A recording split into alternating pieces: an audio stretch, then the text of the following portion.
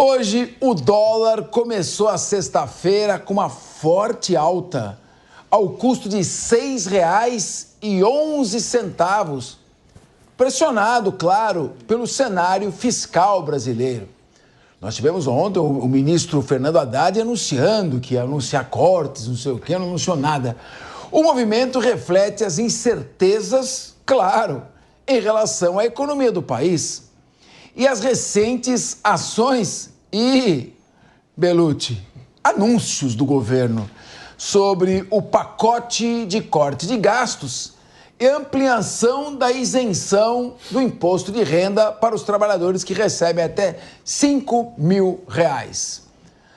As medidas prevêem uma redução de 70 bilhões de reais em despesas, mas isso aí em 2 anos, em 2025 e 2026.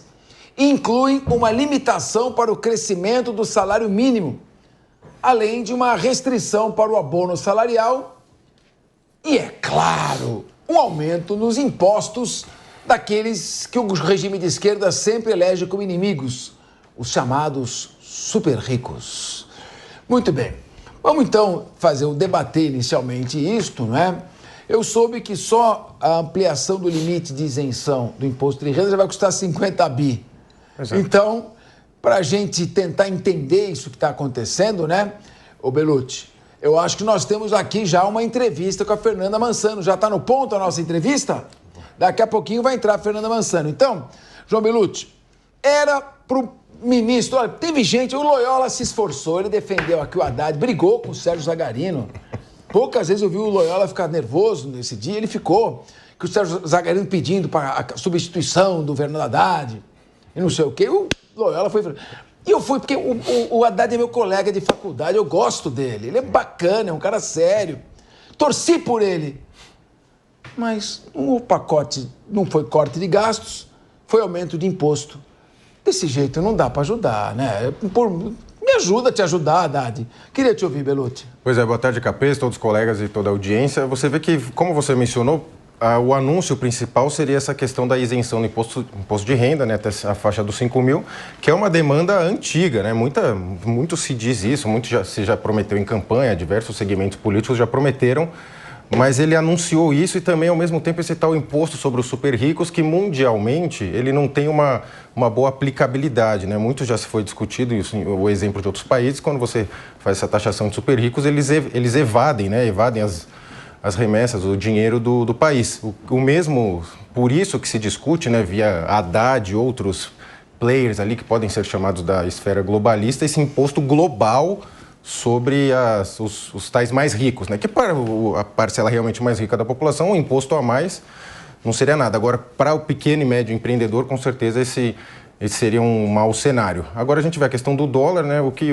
infelizmente tem é a narrativa. O governo não dá sinais claros no sentido de corte de gastos, não dá sinais claros na efetivação de um plano de governo que tenha efetividade, aplicabilidade, que gere empregos na economia, apesar de alguns números positivos, que na prática fica um pouco distante a prática de alguns números oficiais. E a gente viu o dólar ultrapassando 6, né? É lamentável muito, e a se lamentar também muita narrativa da esquerda, principalmente, que jogava qualquer alta do dólar no governo. Lembremos que o governo anterior enfrentou uma pandemia e agora não tem essas pessoas, os fiscais de dólar, né, que era todo mundo apontando o preço do dólar, simplesmente desapareceram, Capês.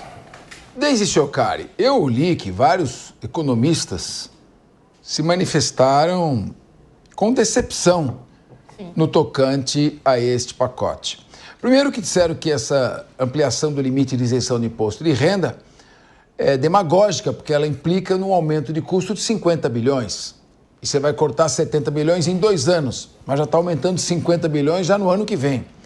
Segundo, porque não houve corte de gastos. Então, o que vai cortar? Então, me parece, a gente esperava, quando acabou o teto de gastos, teto constitucional de gastos, quando ele foi substituído, a gente esperava alguma coisa concreta. Vem o arcabouço fiscal, uma fórmula mais difícil de entender, aumentam os gastos. Como é que fica, então, a partir de agora, a credibilidade do governo perante o mercado financeiro, que demanda segurança de expectativas para poder crescer? Olha, Capês, o mercado financeiro, ele frequentemente ele retira recursos quando ele não considera justamente o cenário propício para investimento, né? Então já começa por aí. O mercado não gostou do anúncio do governo por vários motivos, mas o primeiro, eu acho que foi um dos principais pontos que você tocou. Em nenhum momento o ministro da Fazenda falou em cortes, que era isso que o mercado esperava, né? Que tivesse alguma possibilidade de cortes, que se falasse em como que o governo, porque esse é um governo reconhecidamente gastão, então se esperava que falasse um pouco em relação aos cortes, e o Haddad não falou sobre isso, né? Me parecia muito mais uma peça publicitária para dar uma resposta paliativa do que, evidentemente, uma proposta a longo prazo, né?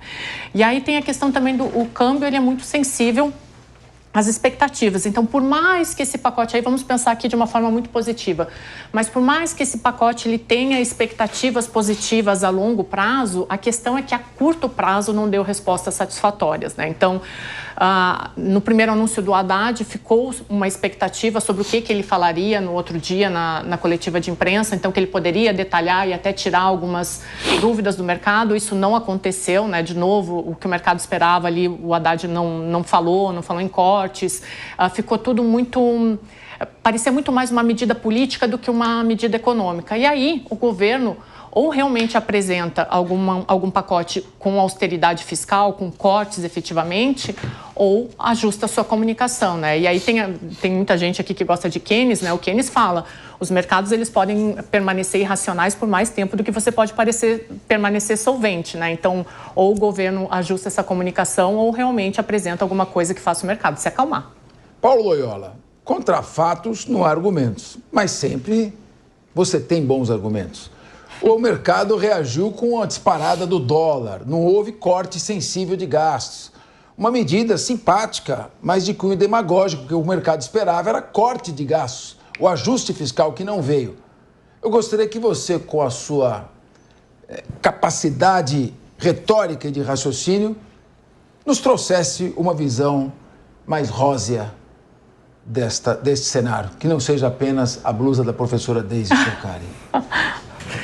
Boa tarde, Capês. Boa tarde aos companheiros da mesa. Boa tarde a todos que estão nos assistindo, nos ouvindo aí no dia de hoje. Na verdade, tem alguns elementos, sim, a acrescentar nessa conversa. Primeiro que,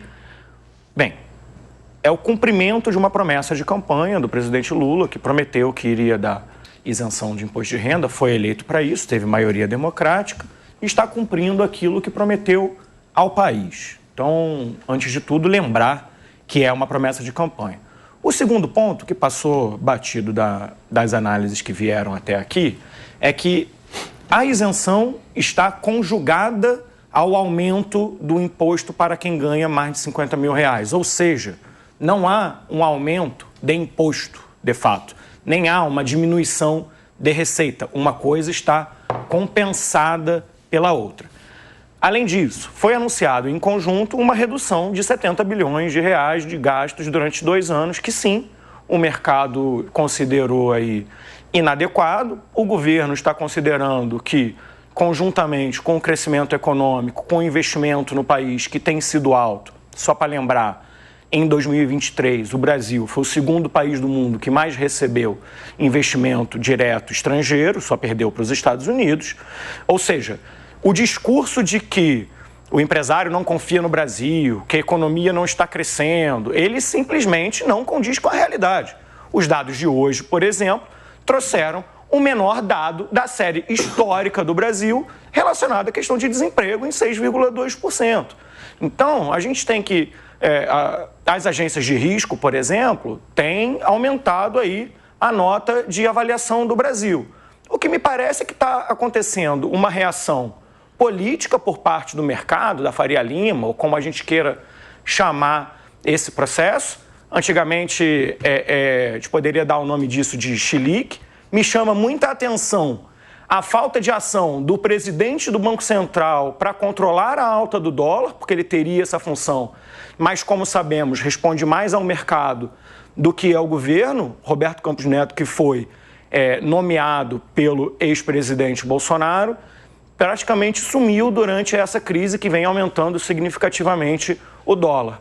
Outro ponto que é bastante significativo de lembrar é que são 26 milhões de brasileiros que ganham até R$5 mil e que vão ser beneficiados com essa medida. E somente 100 mil brasileiros que seriam penalizados, o que traz, do meu ponto de vista, justiça tributária para o Brasil, que é algo que a gente deveria buscar, diminui a desigualdade nesse sentido, ou seja, você que ganha menos vai pagar menos imposto, quem ganha mais vai pagar mais imposto e uma coisa compensaria justamente a outra. Então, é essa a ideia do governo, juntamente com o corte de 70 bilhões, que foi anunciado também essa semana, que mexe aí em vantagens que militares tinham, por exemplo, relacionadas à aposentadoria, mexe em supersalários, mexe em outras questões de desequilíbrio, combate fraudes no BPC e está em direção a uma justiça tributária muito bem-vinda, do meu ponto de vista.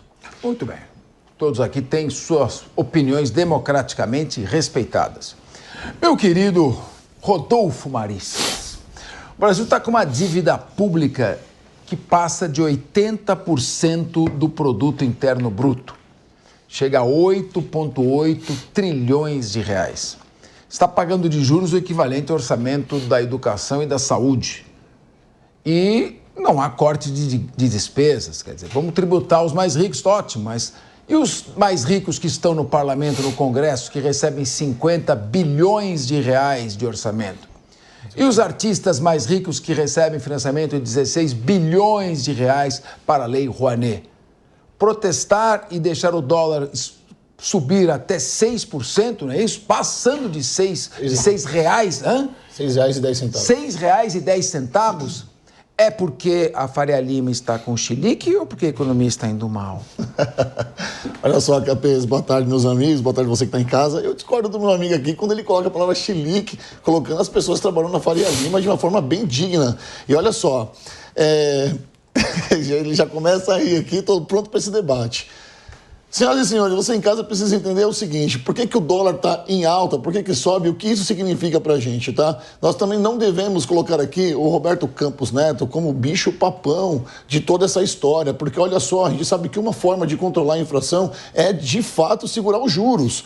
Devemos lembrar da queda de braço do atual presidente, logo no começo, no início do seu pleito aqui presidencial, quando ele queria desinstituir o Roberto Campos do poder, quando ele queria um outro tipo de pessoa ali no Banco Central, dizendo que ele estava longe da realidade e que queria diminuir os juros. Mas se nós não controlarmos a inflação, como é que a gente vai fazer com a inflação do país? Olha só, e dito isso, o deputado federal Zeca Dirceu protocolou duas representações contra o presidente do Banco Central. Uma que está ligada à Comissão Ética da Presidência da República e a outra ao Ministério Público do Distrito Federal, onde ele menciona que houve uma omissão e uma negligência por parte do Roberto Campos Neto, uma vez que com 350 bilhões de dólares em reservas cambiais, o Banco Central poderia sim ter entrado em uma ação de impedimento. Mas olha só, nós devemos... Eu vou ser enfático com o que eu estou falando aqui, tá? Nós devemos, de fato, tentar entender a inflação do país. E devemos entender também que os juros controlados ou os juros de uma forma exacerbada só faz aumentar a inflação. Capês. Muito bem.